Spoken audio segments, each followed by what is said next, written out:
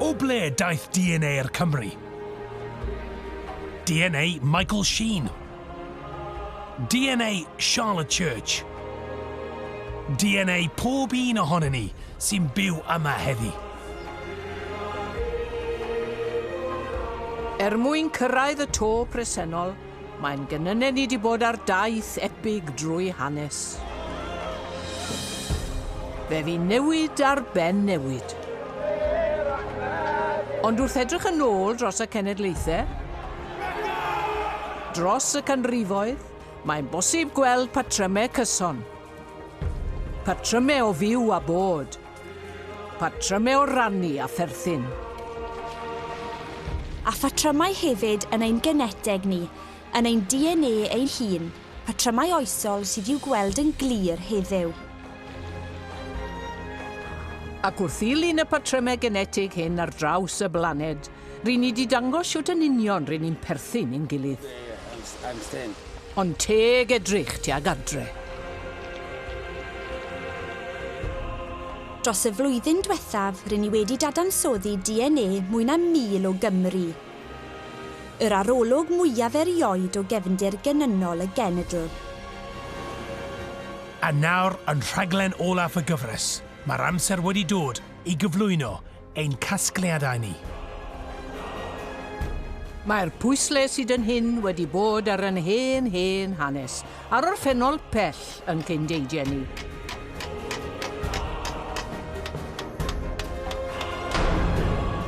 Ond beth sydd wedi digwydd i'n hachau ni yn y 2 ganrif ddiwetha, ers y chwyldro diwydiannol? A beth am Gymru heddi a'i geneteg? Be mae pecynnau poer DNA Cymru yn dweud am y genedl gyfoes? Dathlwn mewn poerad, fod gennym bellach fodd i dwrion ddyfnach. Mae'n bleser i fod yma heddiw. Pa ddefnydd yw'r profion i'n cymunedau? A beth am y ffordd rydyn ni'n meddwl am y dyfodol? Mae gwybod mwy am ein geneteg yn gallu tanio ein dychymyg ni, yn ôl un o'n ffigurau mwyaf adnabyddus. What I do for a living and what is the kind of passion of my life of being an actor and telling stories, part of what that requires is to imaginatively connect to all kinds of different people. This is something that is a more sort of tangible, concrete form of that in a way. Mae yna ffordd newydd o ystyried hyn i gyd. A'i enw yw DNA. DNA Cymru.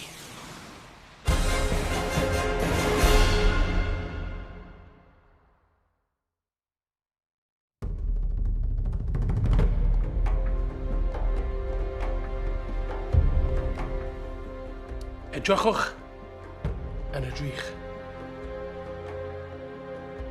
Beth ydych chi'n ei weld?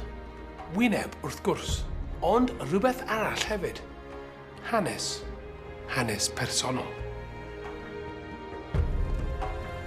Eich hanes arbennig chi eich hun.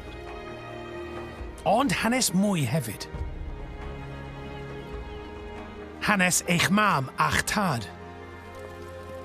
A'i mamau, a'i tadau nhw. Yn wir, eich hen famau oll a'ch cyndadau bob un. Rydyn ni gyd yn unigolion unigryw, ond rydyn ni hefyd yn gasgliad diddorol o ddarnau bach o'r gorffennol. Yn ystod cyfnod ffilmio'r gyfres hon, fe ddaeth newyddion hapus iawn a thro ar fyd i Anwen. Nawr dwi'n feichiog ac yn erbyn fy mlentyn cyntaf, dwi'n meddwl ambell waith beth ohono fi a fy ngŵr bydd y plentyn yn etifeddu. A fydd lliw llygaid y babi newydd yr un fath a finne? A beth am y gwallt a'r trwyn a siap y ceg? Fydd na debygrwydd amlwg i'r teulu agos? Neu fydd DNA ein hen gyndeidiau yn dod i'r wyneb o'r gorffennol pell? Mae'n siŵr fod pob riant newydd yn gofyn cwestiynau tebyg. A nawr bod Mali wedi cyrraedd, mae gwreiddiau'n bwysicach fyth i ni fel teulu. A nid Anwen yw'r unig un i deimlo felly. Bob blwyddyn mae miloedd o bobl yn tyrru ddigwyddiadau fel yr un yma yn Birmingham. Ar ddangosfa, Who Do You Think You Are? Math o eisteddfod hel ache. A Lenny, ymhlith yr holl sgyrsiau'r darlithoedd ar hanes y teulu, mae profion geneteg yn fwy amlwg nag erioed o'r blaen. Mae e'n ddiwydiant y DNA erbyn hyn. Mae mhob twll a chornel yn y lle yma. Ar un adeg, roedd llunio coeden deuluol yn waith hap a damwen, gofyn i fam gi, neu chwilio yng nghofnodion yr eglwys neu'r capel. Erbyn hyn, mae yna lond gwlad o arbenigedd ar gael i unrhyw un sy'n eisiau gwybod o ble maen nhw wedi dod, beth yw eu hachau nhw. Mae yna achwyr, genealogists, mae yna archifwyr, mae yna ymchwilwyr o bob math. Ac mae yna arddangosfeydd anferth fel hyn sy'n dangos pa mor frwd yw pobl i ddod o hyd i unrhyw beth am eu gorffennol nhw a'i cyndeidiau. Ond eto i gyd, tipyn o gamp yw mynd yn ôl mwy na 2 neu 2 cenhedlaeth.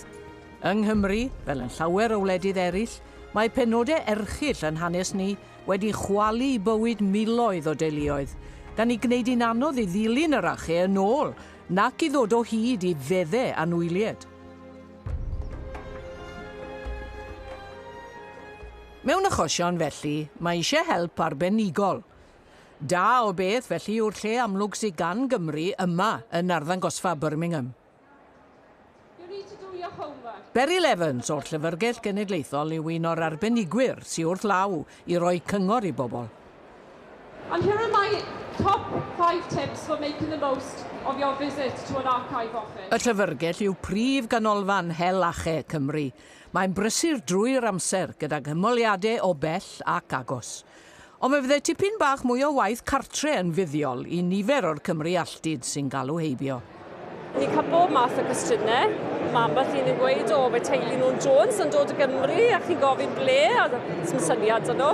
Ond eto mae lot o bobl eraill wedi dod wedi paratoi a jyst isa cyfarwyddyd ble pellach i fynd, so dyn ni wedyn yn cyfeirio nhw at casgliadau'r llyfrgell, gwasanaethau ar-lein sydd gyda ni, falle ambell i brosiect sydd gyda ni, a hefyd i archifdau eraill os oes angen. Wrth gwrs, DNA ydy'r gwbl y dyddiau yma, felly siwt mae'n cysylltu'r ddau beth. Mae diwydiant DNA wedi tyfu'n enfawr, fel chi'n gweld yn y sioia y hanes teulu yma dros y blynyddoedd. A wrth gwrs, mae pobl sydd falle wedi mynd yn stuck gyda'i hanes teulu, gallu cymryd prawf DNA, a wedyn maen nhw'n gallu cysylltu'r gwahanol gwledydd ardaloedd yng Nghymru, yng America, Australia, a hefyd mae pobl yn y gwledydd yni yn gallu cyfrannu at y prosiectau DNA yn gwahanol boblog. A falle mae hynny'n helpu iddyn nhw wedyn i fynd i'r llefydd yma i wneud y gwaith ymchwil pellach. Diddordeb yn hanes y teulu sydd wedi arwain miliynau o bobl dros y byd i gymryd profion DNA. Ond i rai mae'n y resymau eraill. Yn Abertawe mae pencadlys Gwasanaeth Genetig Canser Cymru. Rhan o swyddogaeth y ganolfan yw cynnig cymorth pan mae afiechydon genynol yn taro. Fel nyrs genetig yn rhan o'r tîm yma, mae Lucy Kim Pryddro Davies yn helpu bobl i ddelio gyda newyddion anodd. Cynghorydd genetig cyfystredig ydw i, so'n gweithio gyda teuluoedd, ac felly yn edrych ar y hanes teuluol i weld a oes na rhywbeth genetig felly'n rhedeg trwy'r teulu. Nawr gallai bod yn unrhyw gyflwr, wy'n benodol yn gweithio gyda cancer, a felly welai deulu sy'n â hanes o gancer yn y teulu a maen nhw eisiau gwybod beth yw eu risg nhw, neu felly beth yw'r siawns gallen nhw basa pethau ymlaen iddi plant nhw. So mae yna lot o bethau i feddwl amdano, a hefyd mae weithiau pethau anodd i siarad amdano hefyd. Un o'r pryderon mawr i bod cyfrinachau'r teulu'n gallu dod i'r amlwg yn y profion. Ni'n cael lot o deuluoedd mewn a felly bod ni'n sgwrsio am y DNA, beth ni'n gallu cynnal o ran gwneud prawf i weld o le mae'r clefyd wedi dod. A wedyn chi'n gallu gweld yn eu gwynebau nhw, maen nhw'n yn dechrau meddwl am pethau, meddwl, mae hwn yn mynd i ddangos rhywbeth i fi ddim eisiau dangos. Ar adegau ni wedi cael galwad ffôn wedyn i weid, chi'n gwybod am wneud fe o'r tad, ond dyw e ddim yn gwybod na. Helo! Helo, Liws! Alright. Ydw, iawn. Mae Lucy Kim a'i thad David Pryddro wedi penderfynu cymryd profion DNA Cymru. Mae DNA Cymru wedi darganfod bod tua 20% o ddynion Cymru yn ddisgynyddion i 10 o hen uchelwyr amlwg ein hanes. Mae'n ddiddorol i weld bod cynlleied o ddynion yn y gorffennol a bod gymaint o ddynion nawr yn gallu cysylltu nôl atyn nhw. Yr hanes hwn sydd wedi ysgogi David i dderbyn un o'n pecynnau poer ni. Wedi bod yn darllen am hywel dda, a mae'n debyg galle fod rhyw gysylltiad os yw e'n iawn i fynd nôl i'r amser ni. Bydde hwnna ddiddorol iawn i fynd o mas. Bydde fe'n neis bod yna rhyw fath o gysylltiad yn gallu dangos bod ni'n mynd nôl yn y canrifoedd yng Nghymru yn enwedig. Ond, dwi ddim yn becsa'n ormodol amdano fe. Ni yw ni, a ni'n deulu, a ni'n hapus dy hynny. Fydd profion DNA Cymru ddim yn dangos bod pawb yn perthyn i hen fawrion yn hanes ni, rhai fel hywel dda. Ond mae DNA chromosome Y pob dyn wedi ei etifeddu heb fawr o newid o dad i'w fab. Trwy adnabod y marciau genynol yn y chromosome, mae'n bosib dilyn un llinach yn ôl trwy'r cenedlaethau, un llinach ymhlith y torfeydd o gyndeidiau sydd gennym ni bob un. Serch hynny, mae'r cysylltiad uniongyrchol ar linach y tad yn rhywbeth sy'n o bwys i lawer.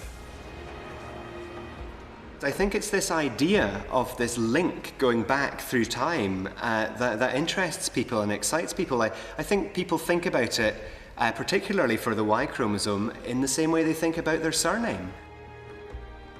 It's something that they identify with. It speaks back to their grandfather, their great-grandfather, their great-great-grandfather, and this sort of lineage going through time. It may only be one small part of our DNA, but it's an important part. Lineage has been important in human history. Land has been passed down through typically the male line for generation after generation, and people, I think, it's part of their way of thinking. They do value this, and they find it really interesting what the Y chromosome can tell them about one small part of their past. It's about how they fit into the world.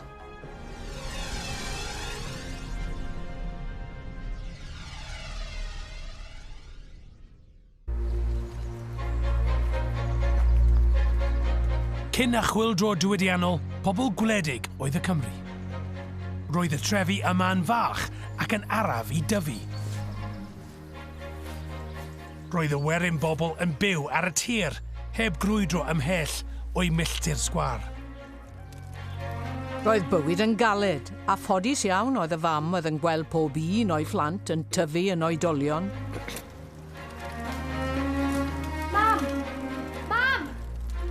Roedd pobl yn byw ac yn marw ym Mro i Mebyd.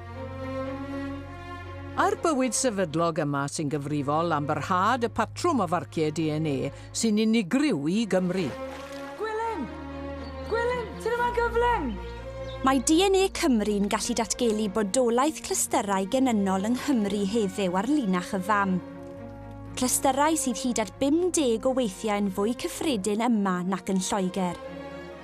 Mae'r clysterau'n deillio o nifer fach o fenywod ymhell cyn bywyd bregus cefn gwlad Cymru'r canol oesoedd. Bywyd bregus, ond sefydlog, fel arall mae'n bosib na fydde'r patrwm genetig wedi goroesi hyd heddiw. Fe ddaeth y chwyldro diwydiannol a newid mawr. Go bryn y bydde neb oedd yn byw yng Nghymru yn 1750 yn nabod y wlad ganrif yn ddiweddarach. Roedd holl seiliau'r gymdeithas wedi toddi a'i llunio o'r newydd. Yr un oedd yr effaith ar bwll yn DNA.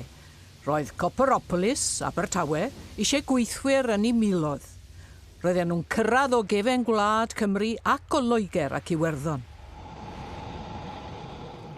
Roedd ffwrneisi haearn Merthyr Tydfil yn denu Cymru newydd o'r cyfandir. Gweithwyr o Sbaen a'r Eidal, Gwlad Pwyl a Rwsia. Roedd diwydiant yn gwedd newid wyneb yr Rhondda. Ond o dan y wyneb, roedd ei genetig hefyd yn newid.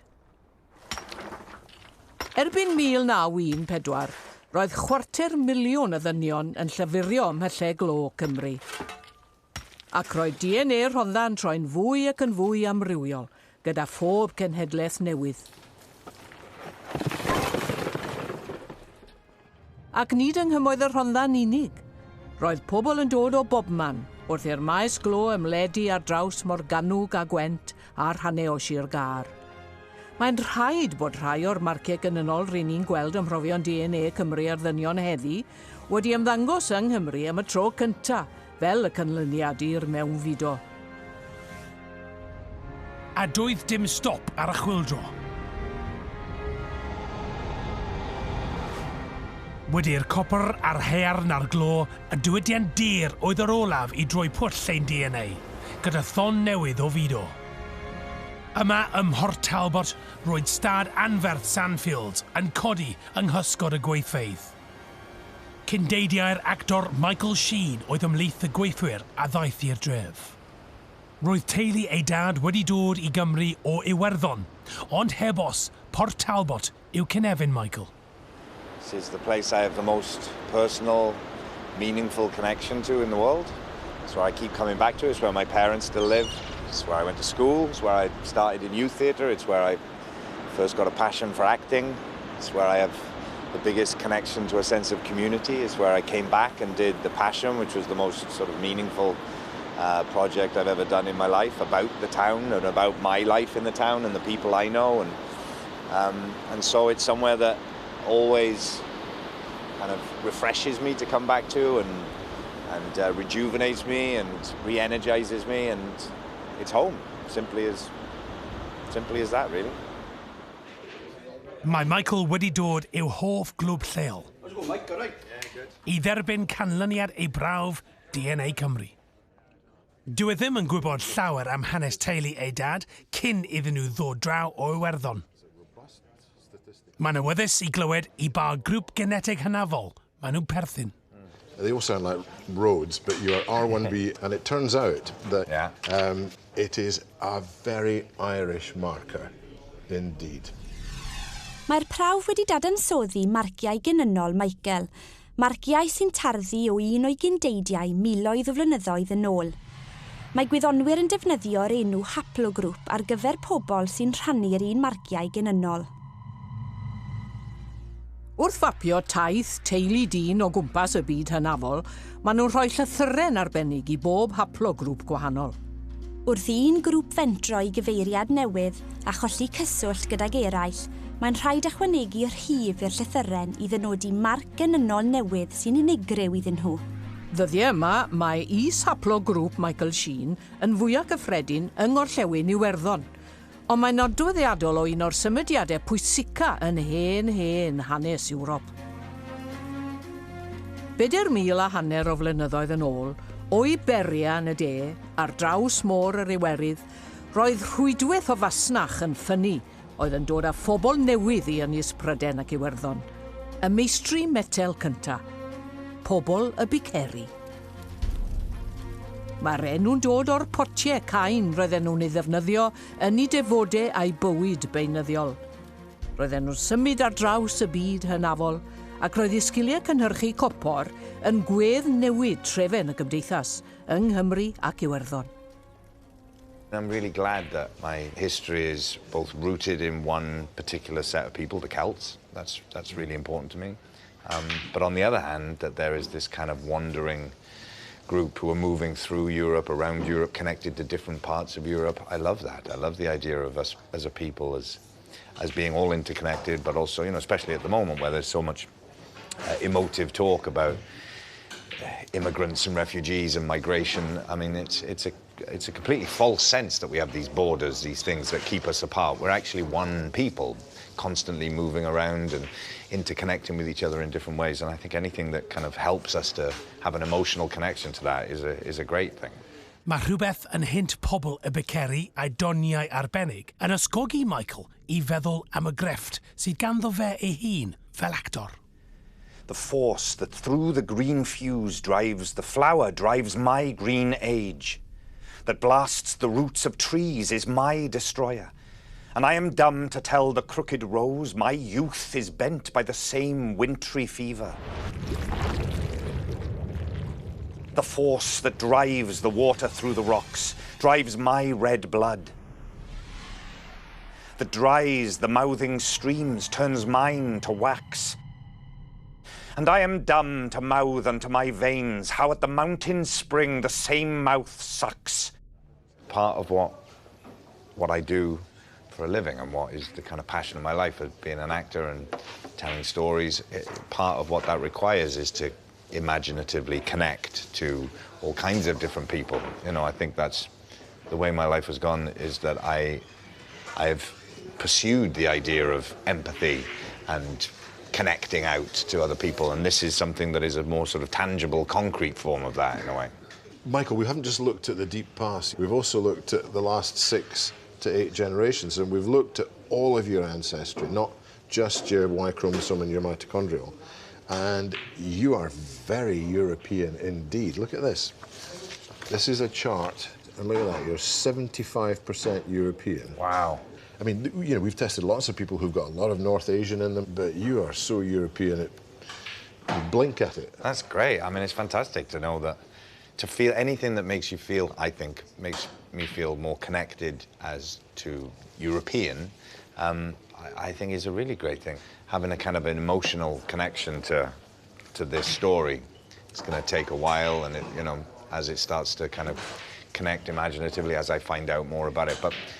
But I think definitely knowing that there's both, on the one hand, a really kind of rooted sense in a particular people, the Celts, but on the other hand, physically, a lot of movement of traveling across Europe, through Europe, up from the south to the north. I mean, that's great. I love that. I think it's really important to have a sense of that you come from a people that is a wandering people.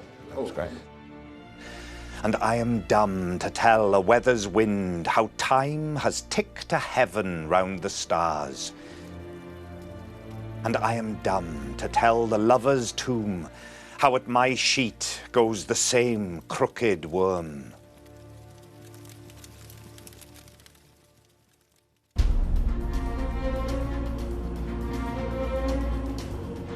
Dros y 2 ganrif ddiwetha, fe fu miloedd yn symud I drefi fel Port Talbot I weithio yn y diwydiannau trwm, glo a haearn a dir.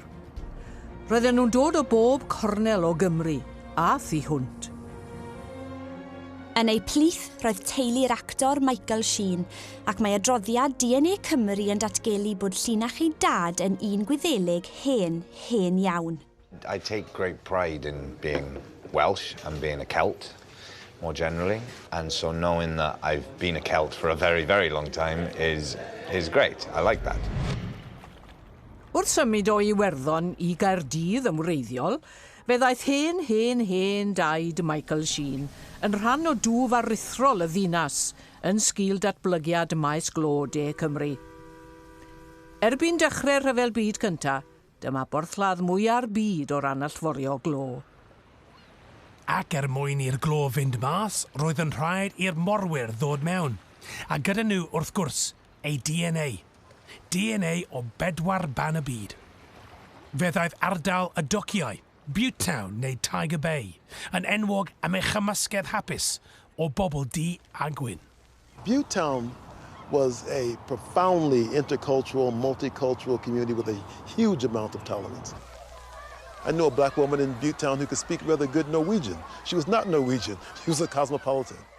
Roedd y plant yn rhannu diwylliant arbennig. Ysgol Sul gyda naws gospel ar eglwys ddi Americanaidd.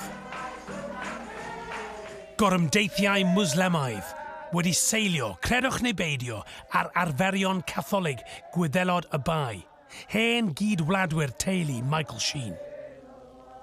Crucial to this story is that almost all the immigrants were males who then married or had relationships with local women, many of whom might have been from the South Wales Valleys or from Cardiff. And so you get a community of males who are from different countries, but of women who are local. Ond hanner ganrif yn ôl, fe ddaeth newid mawr. Dymchwel yr hen strydoedd teras a chodi fflatiau modern yn ei lle. Ar gyrion y ddinas, stadau o dau newydd. Y mwyaf ohonyn nhw oedd bro fy mebyd, Trelai. Cymuned newydd a'i phobl heb gysylltiad hir gyda'r fro. Fe fi diddordeb yn hanes lleol yn araf i dyfu yma. Ond erbyn hyn, mae'r trigolion yn gwneud ymdrech fwriadol i ail-gysylltu a'u hanes, ac mae'n dipyn o stori. A bore ddigian a bore ddigesa, mae'n bleser i fod yma heddiw. Yng ngwyl flynyddol Trelai, rydyn ni'n cynnig profion DNA hynafol i bobl sydd eisiau deall mwy am ei hen hanes. What we've done as part of DNA is we've given lots of little testing kits, so we're using science to work out where we in Wales come from.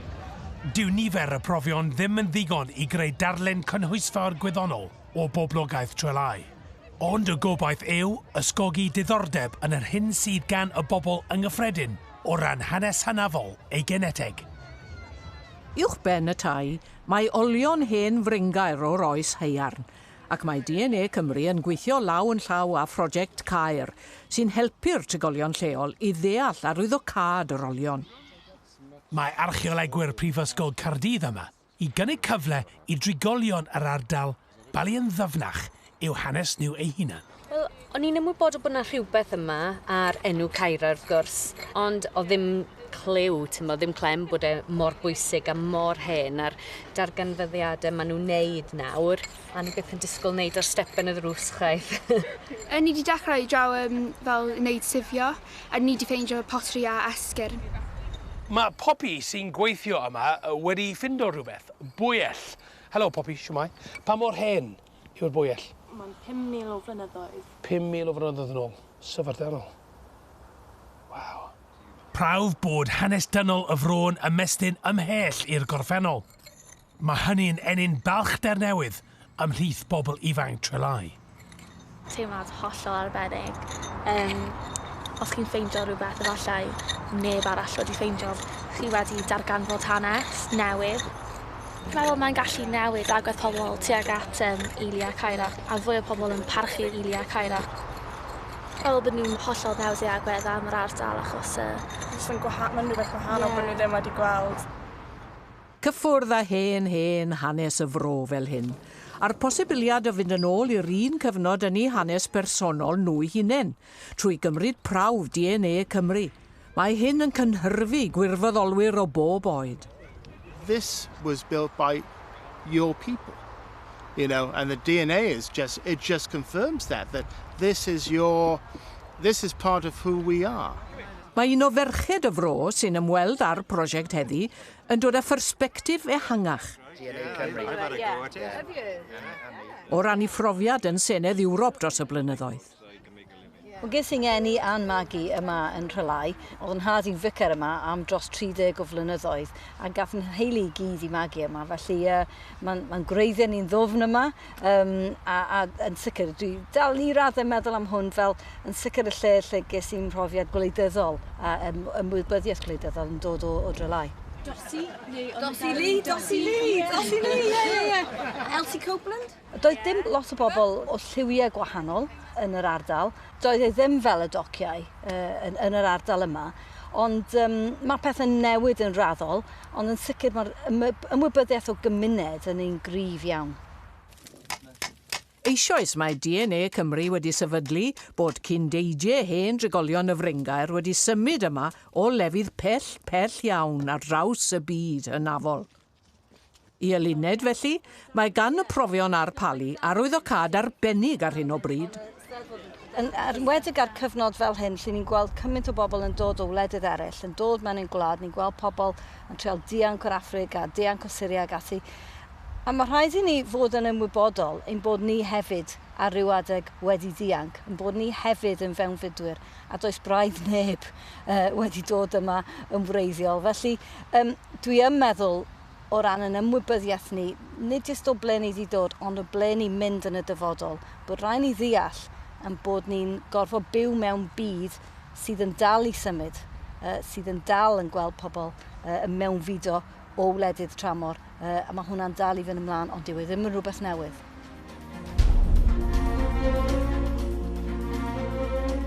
Tra bod trigolion Trelai yn aros am ganlyniad y profion, mae yna gyfle I fi bigo draw I un o gymunedau eraill Caerdydd.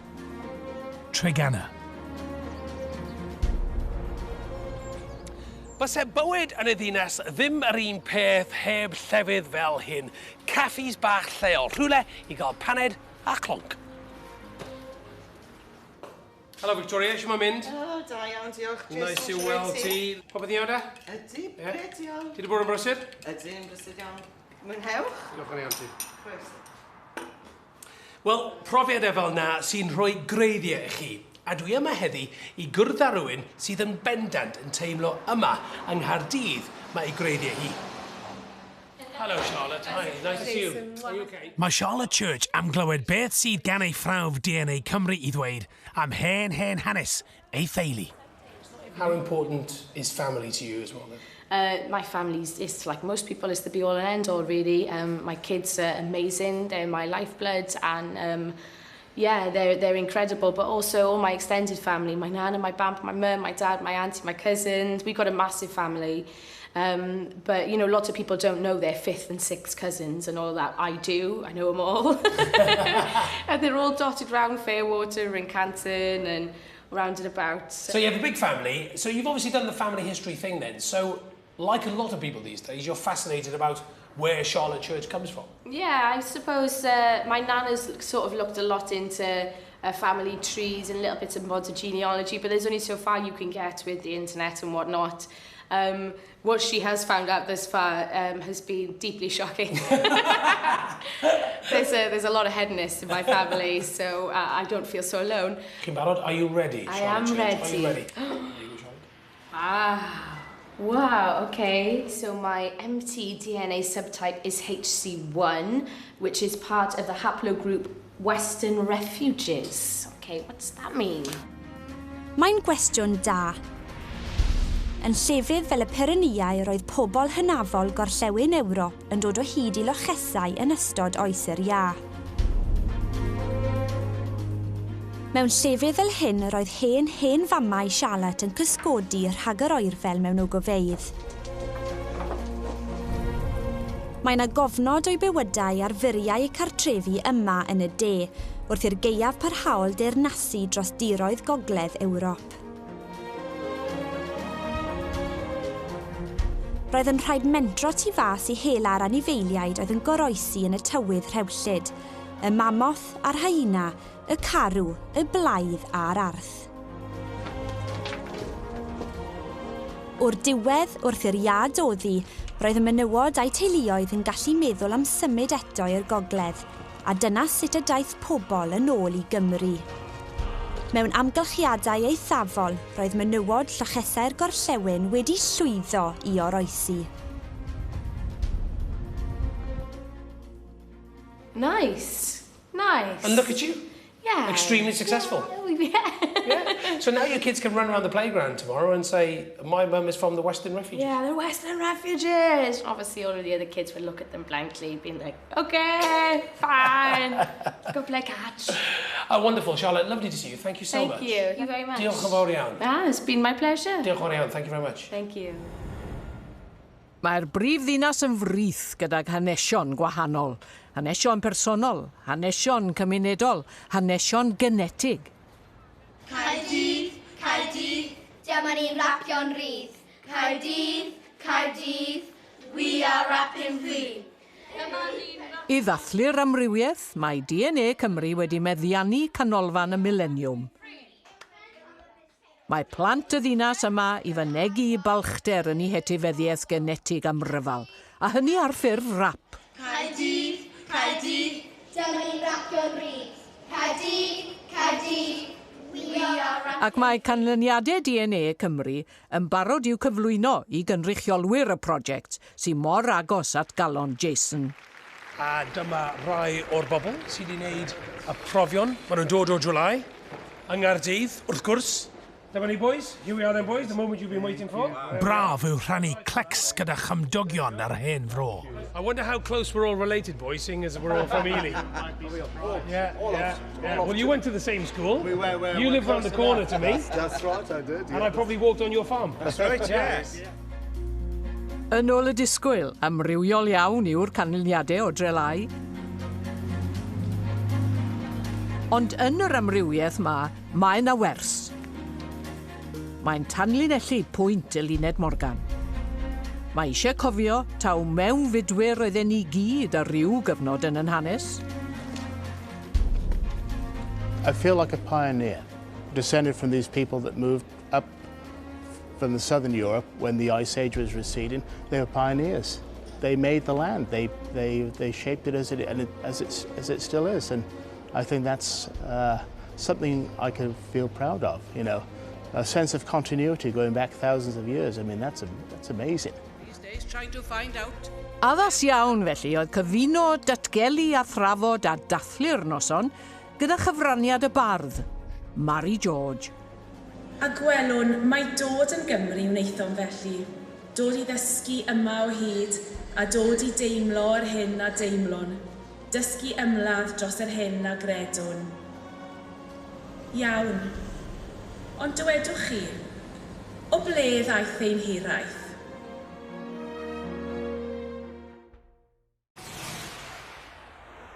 Dros y flwyddyn diwethaf, mae DNA Cymru wedi dadansoddi'r sampl mwyaf erioed o DNA'r genedl. Mae'n bryd i dynnu at ei gilydd rhai o'n casgliadau. Rydyn ni wedi archwilio trysor o'r gorffennol. Trysor y mae pob un ohono ni yn ei garion yn cyrff, allwedd i hen gyfrinachau. Mae'r allwedd yng nghod yr helix dwbl, y moleciwl enwog sy'n rheoli'n bywydau ni o genhedlaeth i genhedlaeth. Trwy gynnal profion yn y labordy ar samplau o boer mwy na 1000 o Gymru heddi, rydyn ni wedi darllen y cod hwnnw, ac mae ein casgliadau ni'n destun syndod. Mae'r profion yn canolbwyntio ar 2 rhan fach o'n DNA. DNA chromosome Y sy'n pasio o dad i'w fab heb fawr o newid dros y canrifoedd. A DNA'r mitochondria sy'n dod o fam i'w phlant, eto heb newid sylfaenol dros y cenedlaethau.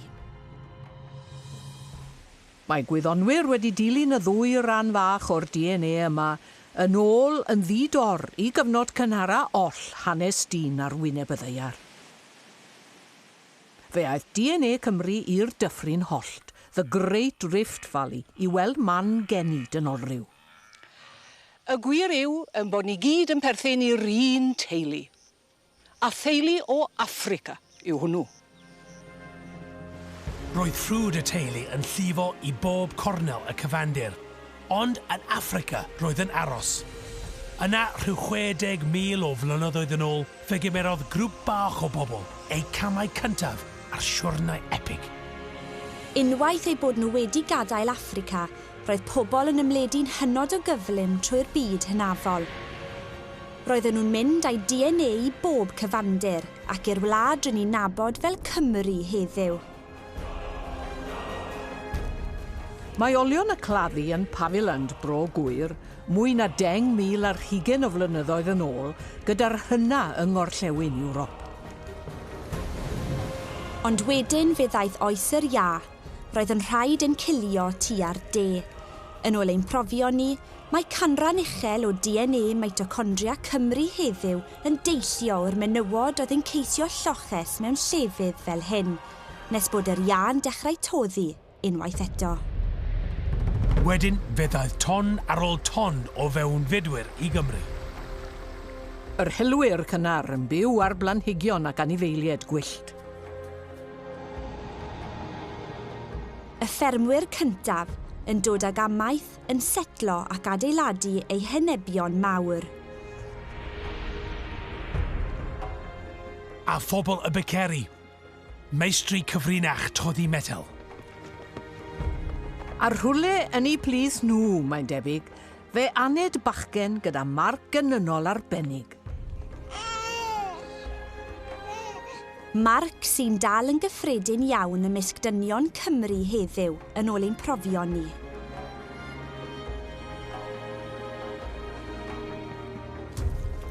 Dwy fil o flynyddoedd yn ôl, y Fringaer oedd cartref Cindeidia'r genedl. Roedd disgynyddion i'r 3 grŵp o'r mewnfudwyr hynafol hyn yn cyd-fyw yn y Brynggeirau, fel yr un y mae'r archeolegwyr wedi darganfod yn rhelau, yn ôl tystiolaeth yn profion ni ar bobl Cymru heddi. A'r helwyr, y ffermwyr, a phobl y Beceri. Ond roedd disgynyddion un grŵp yn llawer mwy amlwg na'r ddau arall, mae'n debyg.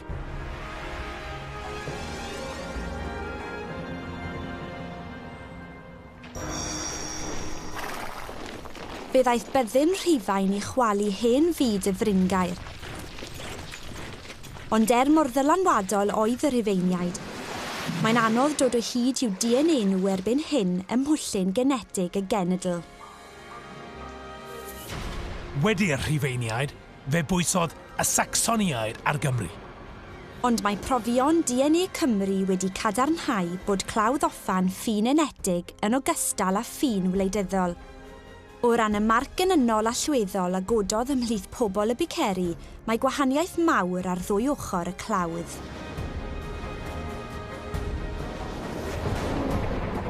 Does dim llawer y dystiolaeth yng Nghymru chwaith am DNA'r goresgynwyr ffyrnig eraill a ddaeth ein glannau.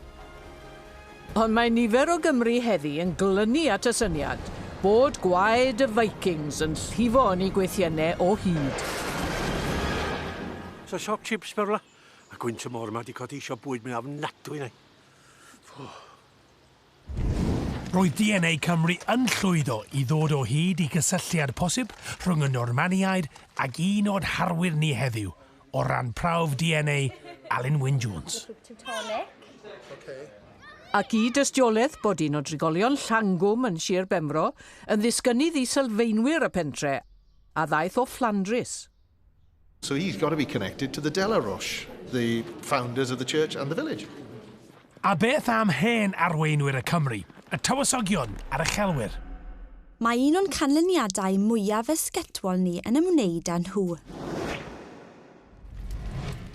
Roedd cof am yr hen beneithiad, Rhodri Fawr, Hywel Dda, yr Arglwydd Rhys, yn aros yn fyw y meddyliau'r genedl. Roedd ei hachau yn cael eu cofnodi'n ofalus, a'i darlunio mewn sgroliau hir yn hen blastau'r uchelwyr. Roedd ei lle nhw yn stori yn gwlad yn hysbys i'r haneswyr. Ond nawr rydyn ni'n gwybod eu bod nhw wedi llunio'r genedl mewn ffurf nad oedd neb wedi tybio o'r blaen. Yn ôl ein profion a'n hymchwil ni, mae'n ymddangos bod un ym mhob 5 o ddynion Cymru heddiw yn ddisgynyddion uniongyrchol ar linach eu tadau i 10 gŵr amlwg. 10 gŵr a fi'n byw yng Nghymru llai na 2,000 o flynyddoedd yn ôl. Mae'n ffigwr syfrdanol. Hyd at 200,000 o Gymru heddi yn perthyn i 10 o'r hen uchelwyr. Ar draws y byd mae miloedd mwy o Gymru alltid yn cario'r un marciau genynol. Mae nhw'n ffurfio clysterau genynol, grwpiau o ddynion sy'n rhannu'r un patrwm genetig. Ac bod gwyddonwyr wedi dod o hyd i glysterau tebyg mewn rhannau eraill o'r byd, yn yr Alban, yn Iwerddon, ym Mongolia, mae'n debyg bod y patrwm yng Nghymru hyd yn oed yn fwy nodedig. Ers dechrau prosiect DNA Cymru, mae wedi bod yn amlwg bod gan awyren bobl syniadau pendant am ei greiddiau. Mewn arolwg anwyddonol syml ym Mharc y Scarlets, roedd mwyafrif y ffans yn ystyried eu hunain yn Geltaidd. Ac wrth erbyn eu canlyniadau DNA nhw, roedd nifer o enwogion y genedl hefyd yn uniaethu'n gryf gyda'r Celtiaid. Fel Cymru, ni'n dywyll a ni'n fach, a gallai beth aros i weld ble mynd i'n dod o. Wel, dwi'n nerfus hefyd. Ond roedd na dipyn o sioc yn aros i nifer ohonyn nhw. Oes yr ia. 6,000 o flynyddoedd yn ôl. Mae hwnna'n ormod i'n reini, mae'n rhaid fi ddweud. Mae hwn yn mynd nôl. Dwi'n eitha bodlon efo hynna. Dim yn bach o bedigri. Trwy mywyd fi wedi bod yn bedigri. Ac i un ohonyn nhw, Colin Jarvis, roedd canlyniad y prawf yn syndod llwyr. Roedd ei dad yn reiddiol o Jamaica ac roedd Colin wedi cymryd yn ganiatol fod ei deulu wedi cyrraedd yno fel ceithweision o Affrica. Ond roedd gan DNA Cymru newyddion iddo. You are Welsh. Wel... Mae'n ymddangos bod Colin yn ddisgynydd I Gymro a eith i'r Caribi yng nghyfnod caethwasiaeth, ac yn perthyn I un o'r clysterau genynol sydd wedi dod i'r amlwg yn ein profion. Mae pecynnau poer nifer fawr o bobl eraill hefyd wedi dangos I bod nhw'n rhan o glwstwr. Un ohonyn nhw, fel roedd e'n gobeithio, yw David Prythero. Ac yn rhyfeddol, mae merch David, Lucy Kim, hefyd yn perthyn I glwstwr ar ochr ei mam, un o'r clysterau benywaidd mae DNA Cymru newydd ei darganfod. Wedi'r cyfan, mae hanes y teulu yn hanes y genedl hefyd. Edrychwch yn y drych. Beth ydych chi'n ei weld? Hanes. Hanes sy'n meddwl mwy, y mwyaf ych chi'n deall y genetig sy'n gyrru'r hanes hwnnw. The force that through the green fuse drives the flower, drives my green age. That blasts the roots of trees is my destroyer. And I am dumb to tell the crooked rose my youth is bent by the same wintry fever. Mae'n gwreiddiau ni a'r ffordd maen nhw wedi tyfu o'r ddeiar I ni'n byw arni. Mae hyn wastad wedi bod yn destun i'r beirdd, i'r haneswyr ac i'r gwyddonwyr. Man cychwyn DNA Cymru oedd gofyn cwestiwn digon syml. Pwy ydy'r Cymru? Ac wrth ateb y cwestiwn hwnnw, mae yna un gwirionedd wedi dod i'r amlwg dro ar ôl tro. Rydyn ni'n perthyn I deulu, perthyn I gymuned, perthyn I genedl. Ond mae deall ein genetig ni'n dangos ein bod ni'n perthyn I bawb ar y blaned. Mae stori bersonol pob un ohono ni yn rhan o holl hanes dynoliaeth. I nifer ohono ni, mae hynny'n rhywbeth sy'n werth y byd. Pwy ydy'r Cymru? Brodyr a chwiorydd ydyn ni. I gyd yn perthyn ein gilydd. Pawb ohonym ni yng Nghymru heddiw. Mae'r prawf yn ein DNA.